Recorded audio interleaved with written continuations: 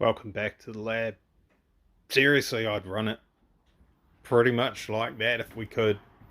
That's some crazy time attack, uh, rat rod, mad science experiment vibe going on there. The size of those wheels compared to the front of the car. It's nuts, the tyres.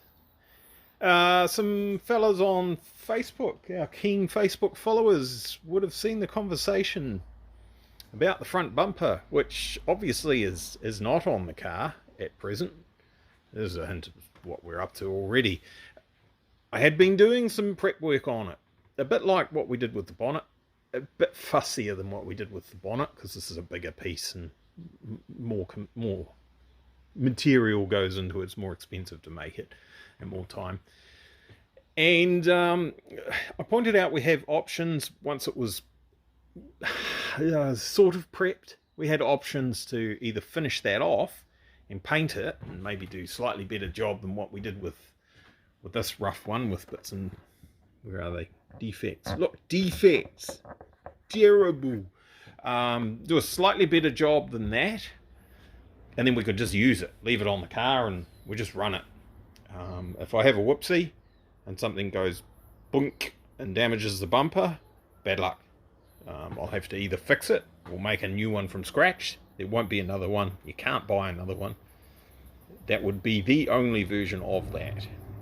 The next option would be to basically tidy up the prep work a little bit further and take a mould off it, at which point we can make a carbon fibre one. Real carbon fibre, not fake carbon fibre.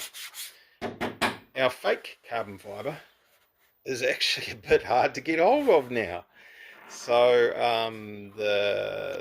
our good sponsors, Repco, they used to supply it. They no longer do. So we went to the opposition, one of the opposition, and we were getting it from there because Repco don't sell it, so that's fine. It's fair game. The opposition don't sell that stuff anymore either, so the pair of them woke up to the fact that it's cheap, nasty junk, and you should have higher caliber customers than that. And it's rubbish. What are you doing putting this on your car?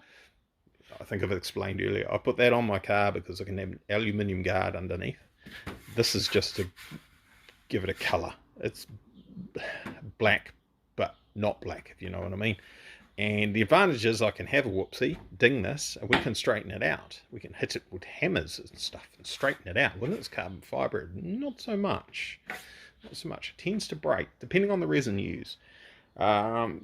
So anyway, I said to the guys, we can have the option, we can tidy that up, paint it, use it. We can tidy that up, take a mould off it, make a fiberglass one. Or we can make a real carbon fibre like what we did with the bonnet here, which will take us from whatever look back at what the masking tape that was stuck on there that's now gone. I think it said 4.3 kgs or something like that. That whole bumper, it's not really a bumper, is it? It's a spoiler. It's a body kit piece, valance, whatever we're going to call it, the thing. We'd probably get that down to 2 kgs, I guess. So we'd lose 1 point, whatever it is, kgs, 2 point something, sorry, kgs out of the car. And of course, yeah, all the guys on Facebook were like, more carbon fibre, more carbon. So we've started down that path.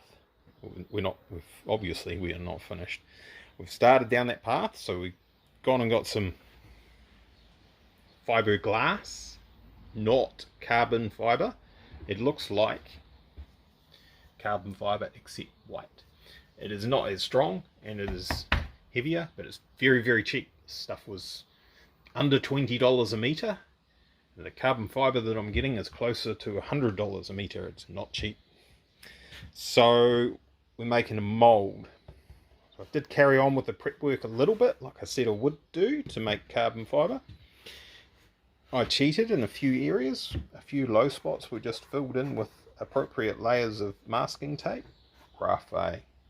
Rough. We're doing this in a bit of a get it done attitude. This doesn't need to be 100% perfect show car finish for the front of a race car, which is a Nissan March.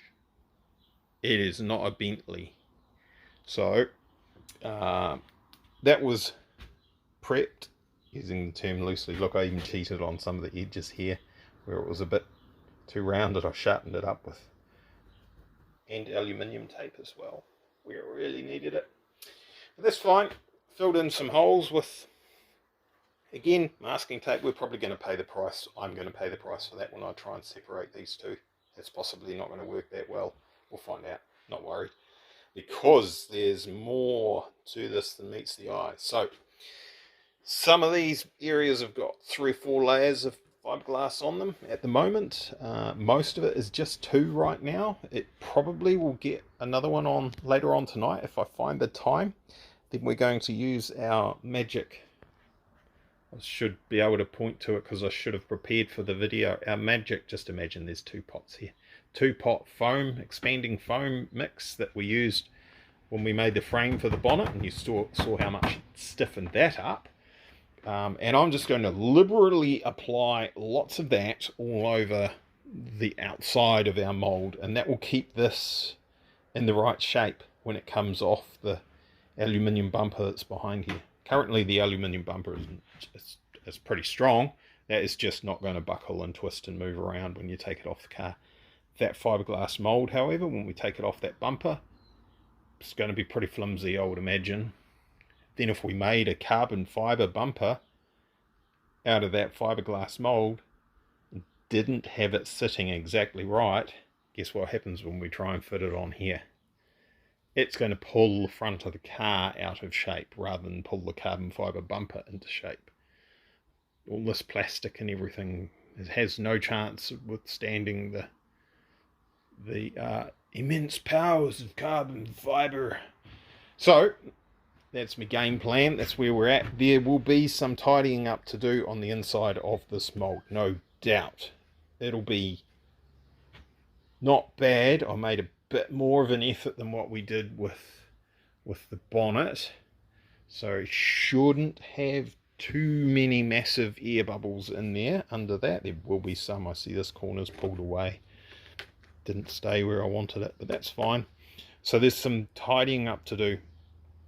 I actually might round these corners off a little bit. They may get filled with filler and taper it so that it meets that corner of that front guard there, but a bit more rounded down here. And if you remember, I'll take you and show you, we've got some aluminium extensions that I put out here that come down to there that give that edge of that guard some strength. Good, it's good. These here will be replicated except from carbon fiber, because why not? I mean, there's way nothing, but we might as well. It'll be the last piece of aluminium on that front section, so we'll make these as well and make it integral with the bumper. Look, I actually picked up the right side by fluke. So they go in there like that, and it just gives it some more strength with the extra angle. And it also won't work on this side because it's for the other side of the car, but you know what I mean. It goes here and covers the tyre to try and comply with the rules a bit better than having it hanging out the breeze like that would probably get us pinged by the scrutineers, and rightly so. As it stands at the moment, we end up with just a small area at the top that's not covered, which no one seems too fussed about at the moment. However, that depends on who watches the video and who decides to complain. We don't have too many problems with that sort of thing in our series, fortunately. So that's where we're at. Sorry for no video yesterday. You're lucky there's one today, because there's not that much content here showing you this particular piece, but that's the game plan.